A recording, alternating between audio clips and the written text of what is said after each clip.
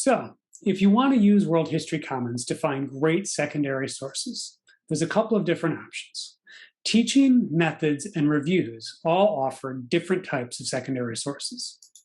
Teaching are assignments, there are some syllabi, and the language of this particular World History Commons is that long teaching modules have 4 or more sources, and short teaching modules have 3 or fewer sources. And so long and short teaching module refers to the number of primary sources that are associated with them.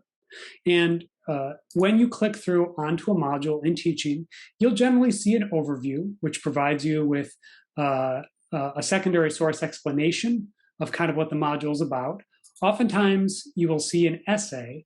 The term essay refers to secondary source content that was created most of the time by a history teacher or faculty member. It can be an actual essay, but it can also be a syllabus. It can be a bibliographic review. This is the content. This is the secondary source material, is generally under essay. And then you will see primary sources that are associated with that lesson, the bibliography, and the credits. Another place to look for secondary sources on World History Commons is under methods.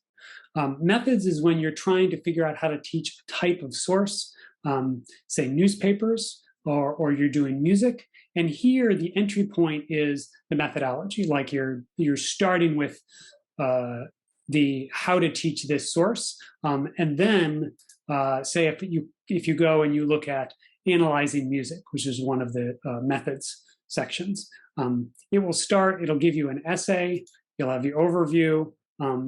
And in particular, these are incredibly useful if you have no idea where to start teaching a particular topic. Many people are great with text, but they struggle when they get outside of text. So methods is a great place to start with new sources that perhaps aren't in your expertise. Reviews are generally website reviews or source reviews, collection reviews, done by history teachers, history faculty, and they will allow you to kind of get a general sense of the usefulness of a particular collection or of a particular website. They're reasonably abbreviated. So in the course of 5 minutes, you'll have a sense of whether or not this is going to be a useful source for you. And that may save you a good bit of time instead of trying to search through 15 different websites to find out if they're any good. If you just look at a series of reviews, the review collections and websites, you might get a sense of what might work for your class. And so those are 3 ways in which I use World History Commons to find secondary sources.